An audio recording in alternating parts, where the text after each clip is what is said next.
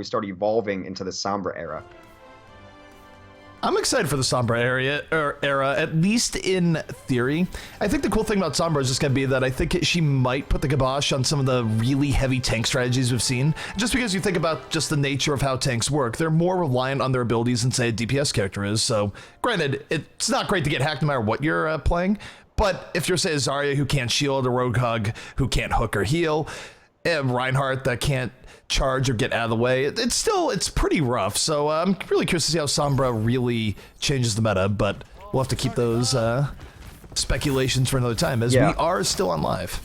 Well, beyond that, while we do have just a brief second, the opinions from professional high-level players about Sombra vary just wildly. I believe IDDQD chimed in and said, I think she's just way too powerful right now. I was watching, actually, Tavik very early this morning saying he thinks she's probably in a good spot. But then, again, it's all speculation from them as well, because they don't necessarily know what it's going to shake out at the very top levels of play. They're playing it on ladder and the PTR, but that's not necessarily representative of where she will actually be.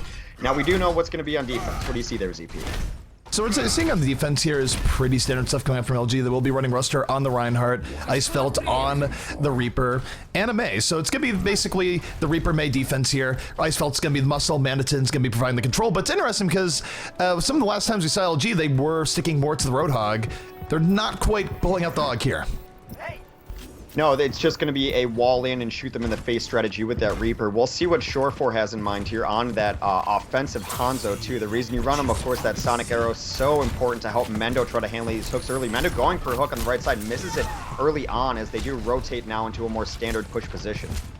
It's a double pick comp coming out here from C9, where Shore4 will be here in the Hanzo looking for those headshots, and Mendo gonna be looking for the hook. So they're using that to bully LG back a little bit. They have great positioning right now. They're moving forward, and Shore4 just looking for that all-important pick. As you take a look at LG, they are stuck in a corner and just getting mopped up. They're stuck in a corner, but they chose to go into that corner. Fighting in a staircase is akin to fighting in a basement, and as Brad Pitt says in Inglourious Bastards, not ideal to fight in a basement. I'm not exactly sure why they took that angle up there. The high ground had already been lost, and trying to go in one by one up the stairs, not the best of ideas. A complete wipe came out after that as Shore4 continues to get picks late onto this, takes on Icefeld as they've taken roof control already. And the key thing here for C9 is that they are able to keep up momentum. They got that point very quickly, very decisively because of LG's positioning. And now LG is absolutely on the ropes here, where Shore4 able to pick off one more, piling on, and LG, until they get 6 people up here, they're not really gonna be able to defend, and C9 getting a whole lot of payload push done right now. It's the epitome of momentum too, because in Hollywood a lot of times second fights will take place right around the doorway because the limousine starts moving so slowly. They completely deny that with that double pick class that you're talking about. They both got up there. Shore4 took the ground very early on, allowing Mendo to take the slow ride up, and they didn't even have to fight yet. The second fight's gonna take place right in front of the saloon. And here we go, C9 just dropping right down. In comes the Earth Shatter, and Mendo just casually using the Roadhog primary fire. It's 3 quick kills from C9, and Mendo not even gonna have to use a whole hog, just going for left clicks and melees, able to pick up a double towards the very end. So absolutely everything going the way for C9 as Mendo picks up the triple. And this has been brutal and dominant so far. C9 looking very good right now. They didn't have to use any ults, of course, on the first couple fights. Then all the picks that Shore4 got means that he's going to have the ult up. They're going to have that giant combo with Zarya up as well. Here comes the grab. The Groundhog comes in, and even though there's a counter Earthshot coming out from Ruster, C9 still picks up 2. That said, Icefeld is still in. He went for the Death Blossom, took out Adam, trying to get to that back line right now, aided by the Blizzard. LG might be holding on here towards the very end, but C9, they got a lot of mileage off their first second point push there. And yeah, they used Graviton, and went to waste to some extent, but they're still in a great position. Shore4 takes down Zay for good measure. There's still no one to even pressure him on this high ground. Unless someone wants to take an elevator, they're going to be in trouble, and just getting underneath these arrows constantly is going to provide that pressure. A hook comes in, and they have to burn that Zarya bubble, but to no effect as Icefeld goes down regardless. Icefeld getting picked up, and now this is set up C9 rolling right in once more. Shore4 is in over the top right now. And Mendo's in the back. He picks up 2. Schiffer going to look to finish off Lucio. Gets the Lucio pick he's looking for. And as a result, this is going to be C9 grabbing this point. And going forward, they won't have a Dragon Strike Graviton combo up, but they still will have an Earth Shatter. And Schiffer right now in a great position to get a pick off here as everyone just struggles to get out of that spawn. Trying to cause chaos was Rib trying to get in there and put them in a weird position so that they got killed by that dragon. He got picked off very early though, so that's going to stall out this next push. Mendo finds himself a bit out of position. He's going to be able to retreat very likely as the rest of his team reinforces through the doorway, but this has still been all Cloud9 despite very small blunders. They burn that bubble. There goes Thruster down again. Earth Shatter comes out. Rib with a great 4-person Earth Shatter, setting up C9 right here. They don't have the immediate fall through though because Surefour backed out. He went to switch to Reaper. As a result, they were kind of down to one. Icefelt coming in over the top. Death Blossom Nano Boost takes down 2. Getting pushed back a little bit here by Mendo, but not going to be enough as LG will be stabilizing here in this fight. That is just how strong Ana's ultimate is. Gets 2 kills immediately and then gets whole hogged up into the air. The whole entirety of the whole hog was focused on him and he still lived through it. So now the fight will continue with a good, nice defensive grab coming in. Over the top is Winston. Yeah, and the Graviton sets up LG for 2 more kills. Mendo trying to clean this up and pull it back the other way. Took out Manta in the back, but everything going the way of LG. Icefelt getting the final bit of mop up there. And LG, they still have outs for the next fight too. They're going to have a sound barrier, so C9 taking a few bad fights here, Hex.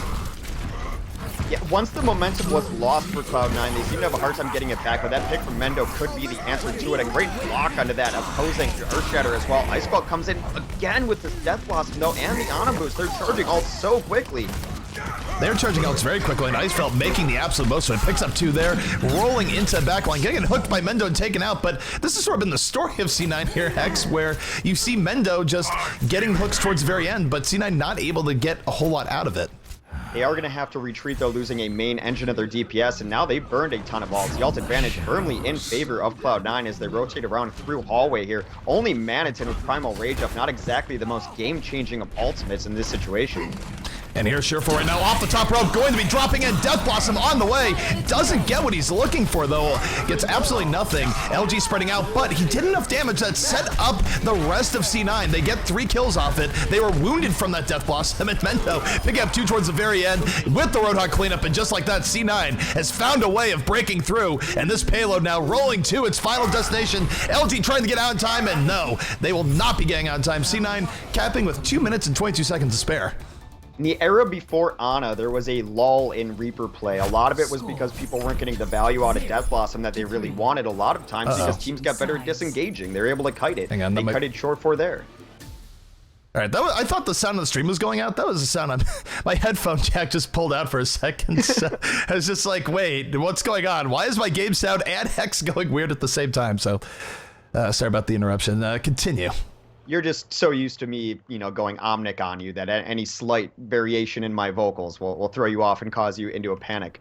But yeah, I mean, the Ana Reaper combo is kind of what is defining the meta right now. And before Ana came into her, you know, their dominance right now, as you see her run on mostly every side of it, people weren't getting values out of Reapers. That's why you saw so much less Reaper. And I mentioned it too when Icefeld got the Ana boost. It's almost impossible to kill it. I will say that Luminosity did a much better job of dealing with the Ana boosted Reaper than did Cloud9 on their defense. A nice sleep and then focus fire brought him down. So what could have been one of the fastest times we've ever seen on Hollywood stalled out a little bit thanks to some nice coordination and a couple one fights from LG near the last point.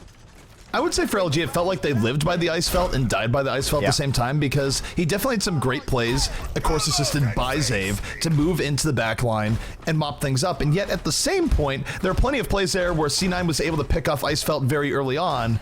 Then they had to deal with a 5v6 and things just did not go well moving forward.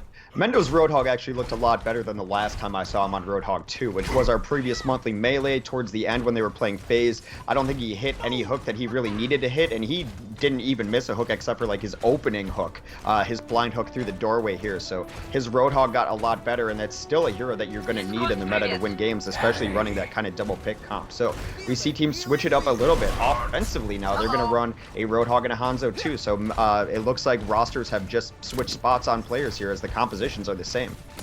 Composition's absolutely the same, and it's going to be Mendo being that muscle on the Reaper. Surefour looking to control here on the Mei. And we'll see how LG approaches this. But LG, they need to be swift here. They do get split off a little bit by the wall. C9 looking to punish. Mendo goes down immediately, though, so decent trade coming out here from LG as LG just works their way to the high ground.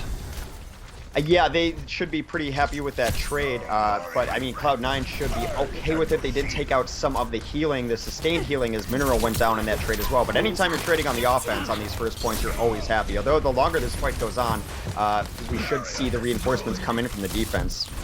Right, Mendo right now just working his way back, is almost back to the fight, has gotten through into the cafe, so it's a 6v6 once more. Icefeld still looking for that magic pickoff, hasn't gotten it just yet, looking to get Surefour, but Surefour just stymieing him right now as both teams being very tentative on their poke, not going super in, but here comes the down boost from both teams. Both Reinhardts ready to swing. Rib going in, swings hammer, takes down Zave, looking for more. It's a double kill here for Rib, and that could give C9 the muscle they need to win the rest of this team fight.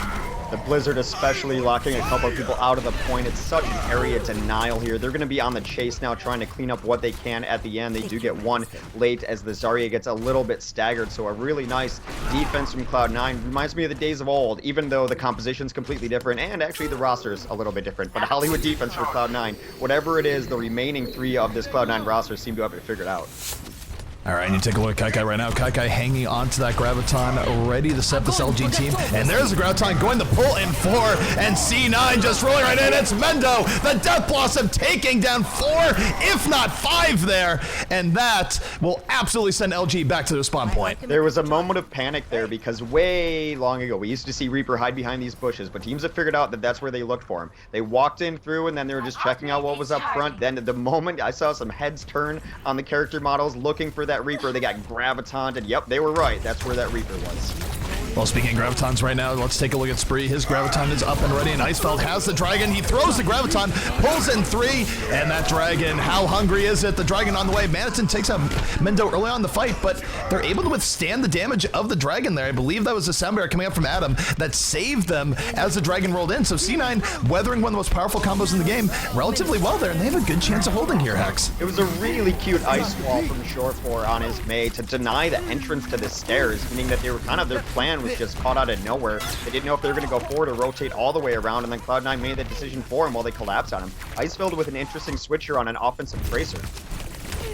Offensive Tracer, and this is really just trying to get something going here because with only a minute 5 left here, LG starting to run out of time. The Nano Boost comes in on Ruster. Ruster looking for an opportunity to drop the hammer, but the Blizzard gonna zone him out completely. Still though, it's 2 kills here from LG. Maniton gets the pickoffs in the backline as required, and even though Ruster's taking a nap right now, Hex, this is looking pretty darn good for LG as Maniton just continues piling on. This is nearly how Cloud9 won their offense as well. You just get a Roadhog who gets 3 kills on each side. It was exactly what Mendo had done as well. So you get all of those picks, and it just changes the momentum of the battle so quickly. And immediately, you're in a 6v5, and that makes everyone's job easier. Then you grab a couple more kills because the cooldown is so low on Hook, and that's exactly what's going the tide of that battle. Now, they're going to have ultimates up of their own. Big Bang Theory might be in effect. Absolutely, and Mendo just gets picked. Maniton with the hook from ground floor to top floor, and now at the 65, LG with some real opportunity here to get the payload push that they're looking for. 9 is not even going to fight right around the corner here. They're prioritizing taking the high ground, knowing how effective it was for them on their offense. So they've got a couple of not high ground characters already up here as Adam and Rolf got up there on the elevator. Shortboar is hanging out trying to get picks on his McCree. Well, here's the Graviton from Spree, again pulling 3 members of C9. Mendo, oh, the Big Bang comes in from Icefeld, takes down 3. He was there in the follow through, and just like that, LG getting the momentum they need.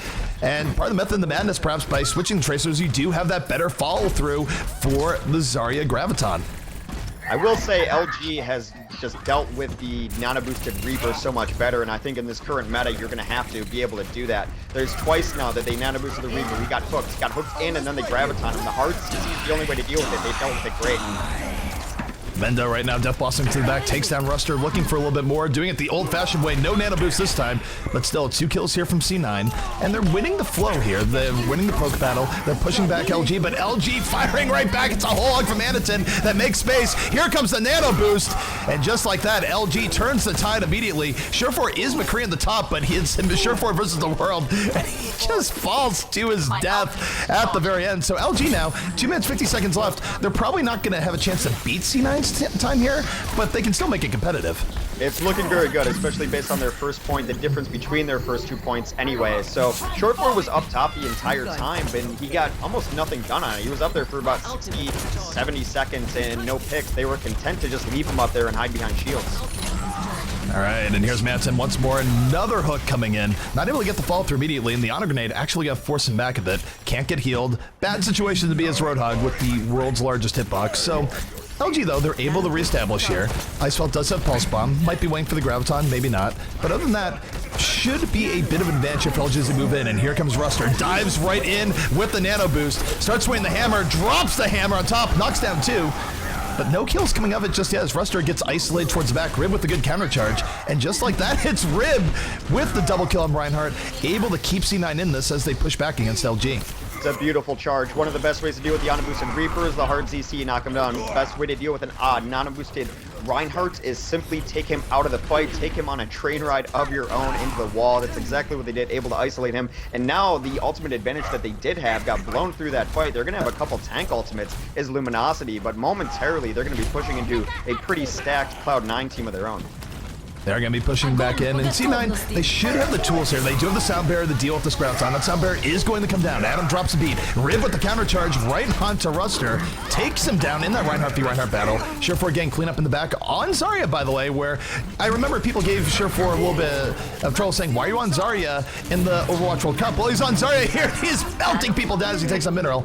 And I gotta say, Hex, what do you think here of this Diva pick coming out here from Kai? Kai was one of the first people to really bring Diva into the meta. It's a hero that he's very comfortable with. After her last set of buffs came through, Kai was one of the first to run it a lot. I think it's in response to perhaps Icefelt being their carry, like you mentioned last time, and the fact that he was on the Tracer actually negates a lot of that damage as well. Well, the Graviton coming in here from the defense, and here comes the Diva self-destruct. Kai gonna pick up 2. We saw that combo come out a little bit more. Diva first got buffed and then went to the wayside, but a Graviton into an even bigger boom than a Pulse Bomb. Kai just exploding all over LG, and now LG, Hex, they're down to the last 20 seconds.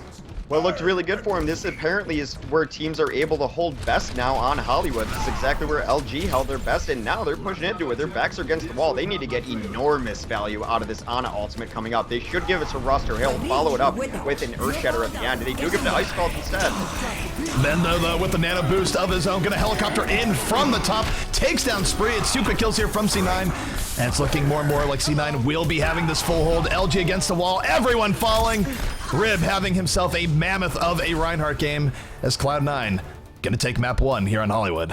They had 2 options there with the Ana ultimate, because Icefeld was getting close, and you assume if you give a Reaper an Ana ultimate that he's going to be able to do enough damage, then he'll be able to Death Blossom while it's still occurring. However, Ruster was 1 hammer swing away from getting his Earth Shatter, so you give it to your Reinhardt, and he can Earth Shatter while still under the Ana boost and clean it up. They may have made the wrong choice there, might have cost them that map. All right, so play of the game coming out here, and of course it's Rib. And Rib just had great moments here in this game where he was able to win Reinhardt v Reinhardt battles against Ruster pretty frequently, and just put C9 in great positions a lot of time to move forward.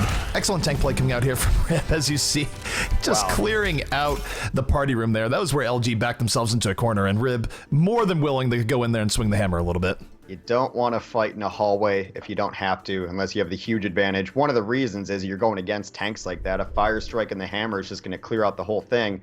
It's exactly what happened. But Rib, every time he was getting kills, was getting 2 and 3 Ks. So I don't think you can really downplay the importance of Reinhardt's, and especially I think the one great play that he had was taking the Reinhardt out of it when he got the Ana boost. That might have affected their decision later to not boost the Reinhardt.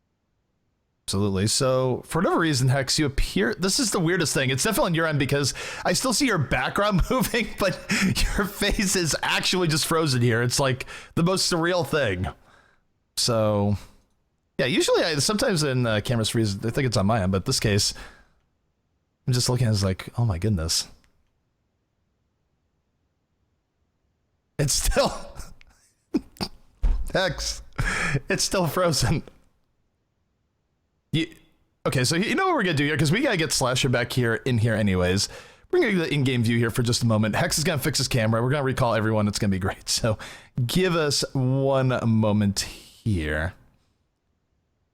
Oh my goodness. Sorry guys, just technical things.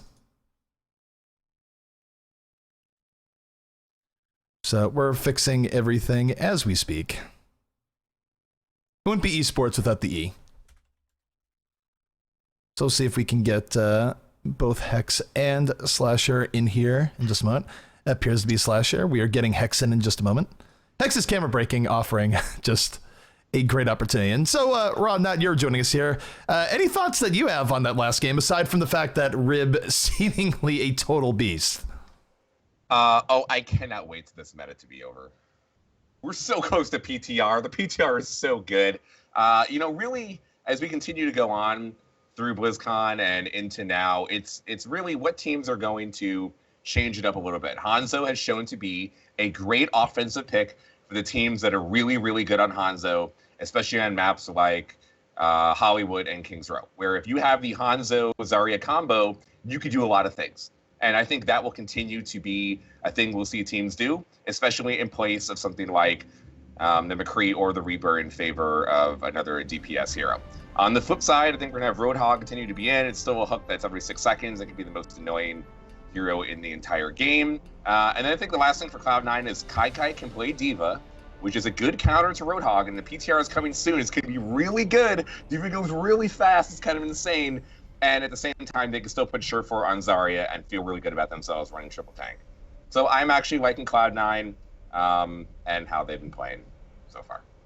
Alrighty, so we are in the map number 2. The choice of LG was Nepal, so we'll be getting some Nepal action in here, and we'll see what compositions teams do come out with here. But Surefour was teasing the idea of coming out the Genji, instead swapping to the McCree. And so, Hex, what do you think about that here? We see both teams coming out the McCree, just in general.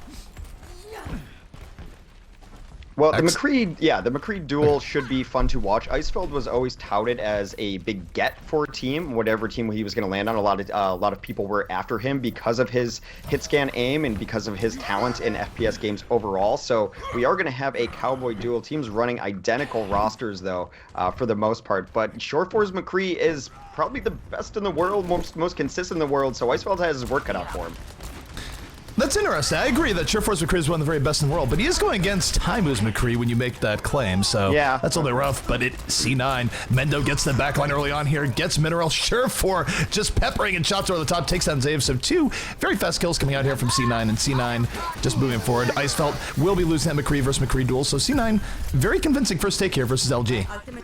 I think one of the reasons you want to run McCree, and one of the reasons that we've seen McCree come up a little bit more lately, is I think it shuts down Reaper in a great way. Not only the flashbang, but I've mentioned it in previous casts. Reaper only is happy at plus 200 health. You hit a headshot and he's pretty much out of the fight. You don't even have to kill a Reaper to get him out of the fight with McCree.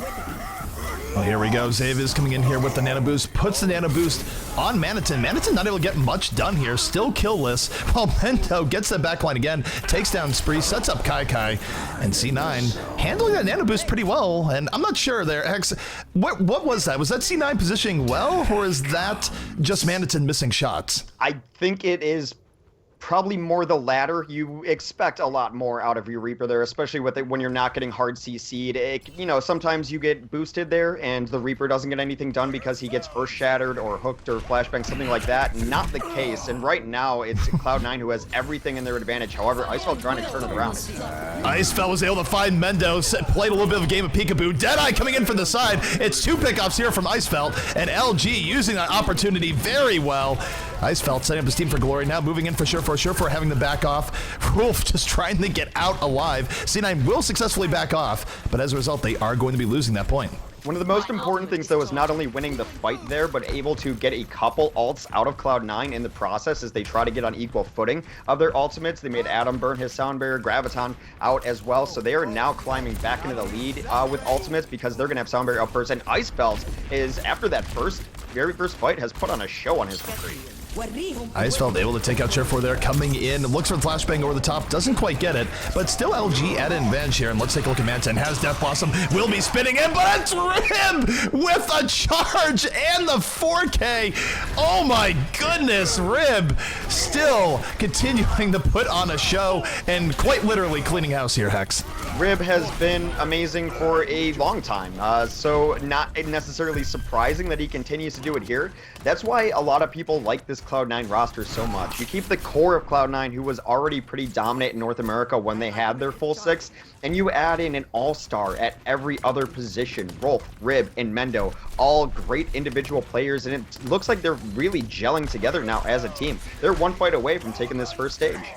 Absolutely, and take a look at Mendo. He will be having that Death Blossom here and at the race. Spree's gonna open up at the Graviton, but Mendo not caught. Sneaks his way to the back, blows Death Blossom, then immediately removes Abe from the fight. Still down 2 people though, C9, so C9 a little bit of a disadvantage here. Mendo not gonna be able to get out of here, and LG off of that Graviton by Spree will be retaking the point, and that was an interesting fight there, Hex, where obviously Spree got really good Graviton. Do you think Mendo should have sort of gone for the flank a little bit earlier? Maybe, but I think the best thing about LG, and I noticed this weeks ago, I think in a Lenovo tournament, is that their disengage game is really, really strong. They got hit with the Ana grenade, and they were all low health, and instead of trying to fight and just try to gut it out and hope, they all backed around a corner, found a better position to avoid that damage too. And their disengages, even on Hollywood, were good as well. I think they're one of the stronger teams at getting out of fights they know they can't win. All right, here comes Surefour off the Graviton from Kai coming in with the flanking Deadeye. Mendo's already picked up one. Surefour looking for a little more. Happy Little Skulls coming up. Gets absolutely not off that.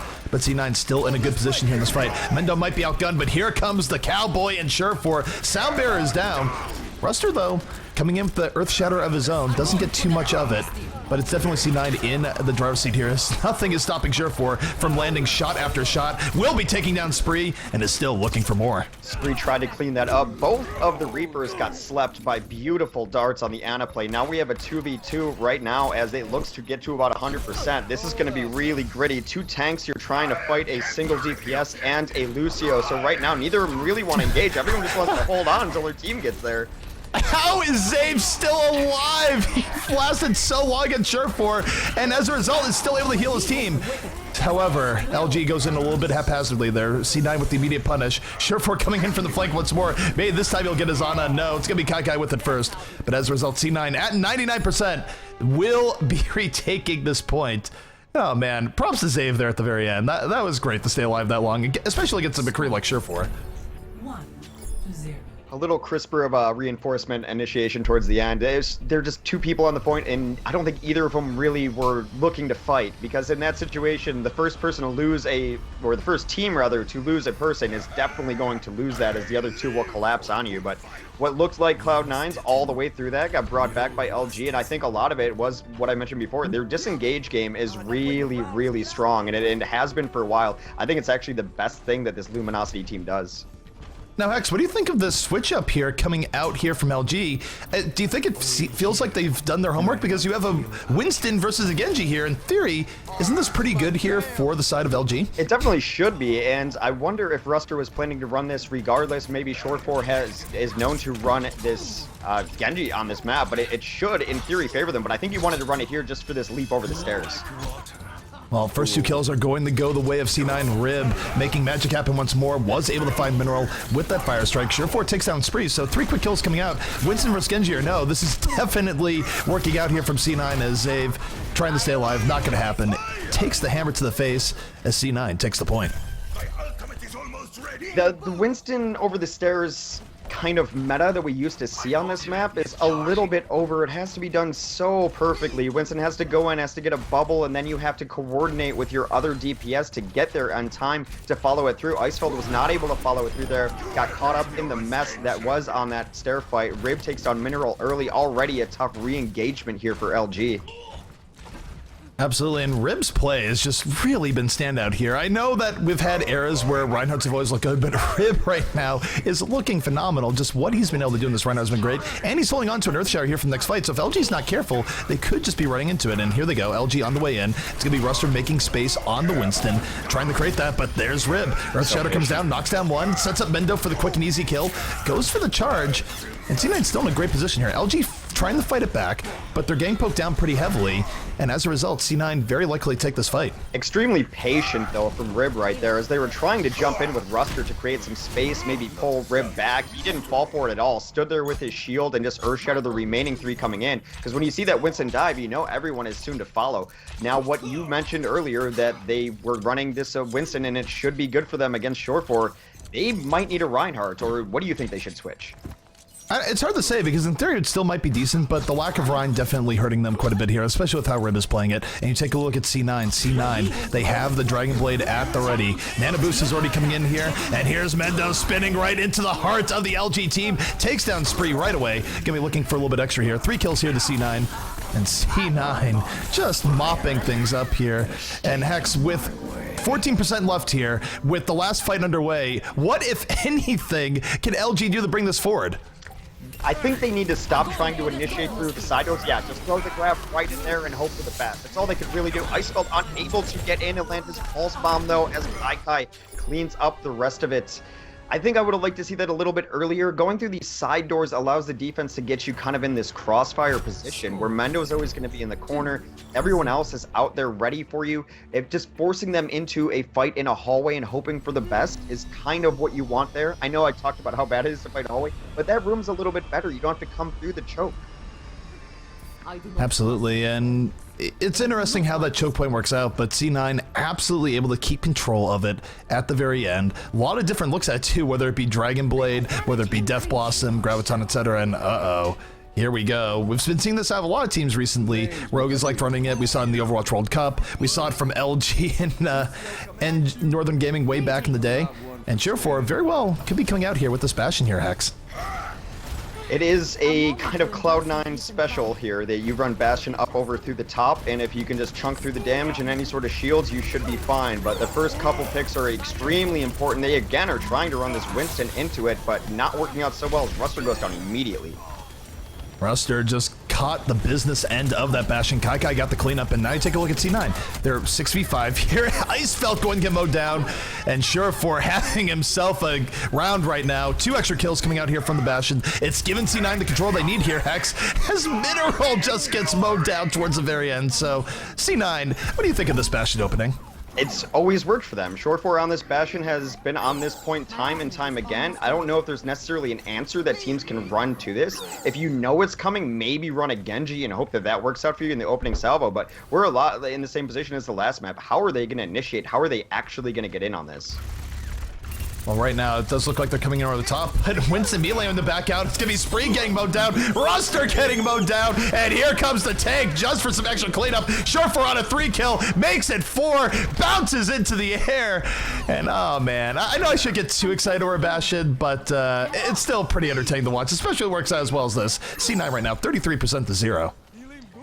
Bastion is really tough to deal with once you have him set up like this. The best way to kill him is when he first starts rolling out there and you do not let them get set up. I mean, that's kind of every King of the Hill map, though, in its essence, right? Once you're trying to push in, you're in a rough spot. I don't know if that they really have the answer here. Maybe Icefeld can get in there, drop this bomb. That's exactly what they're going for.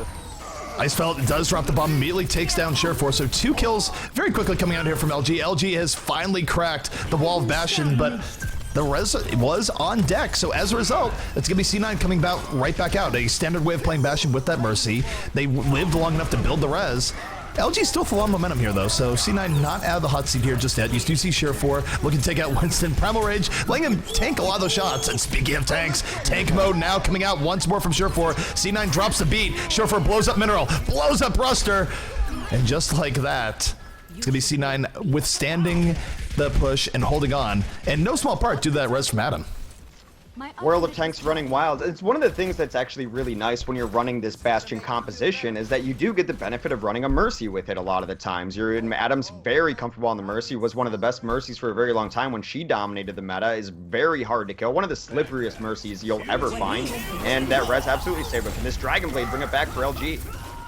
They're trying to do it, but it's gonna be Rib with a beautiful charge. Just charges Manton to his death. Gave no cares whatsoever about the Dragon Blade. And Cheer4 picks up 2 in the back line. Zave trying to do anything in the back here as Ana, but probably not gonna happen as C9 just getting everything they want more. Kai gonna throw the Graviton there because why not? They've won the round, they've won the map, and they're gonna win their first set here of the day. And C9 looking awfully strong here, Hex. They look kind of what we expected them to look like, just very, very good. They have very specific strategies, and I think the one we're going to see is probably World of Tanks coming up. Starts out as a turret. Look at Ruster, man. Ruster just takes off, and the tank form as the follow through. Not only effective, but pretty stylish as well.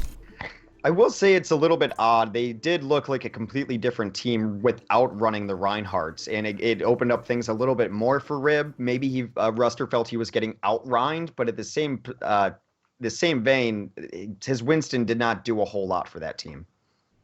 No, not at all. And it's in theory, I think the Winston was fine. I mean, we've seen Winston get played to really high levels recently. Do I dare utter the name of our new savior in Miro? But Ruster did not quite have a Miro level performance there.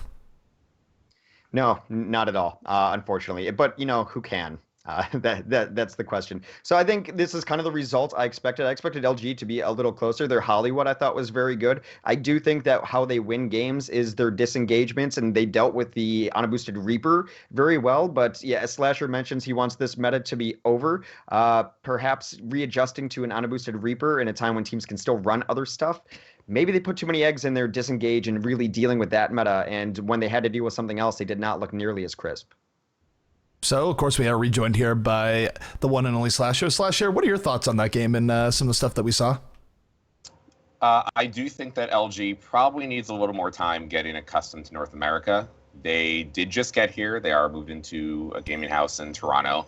So they are all playing together, and they do have good ping. So that part, they can't have too many excuses because I'm assuming they're all next to each other, and that helps, honestly, a lot with getting things done. At the same time, since the last Alienware Monthly Melee, Mendo is in the United States, and I believe Rib is still in the US too.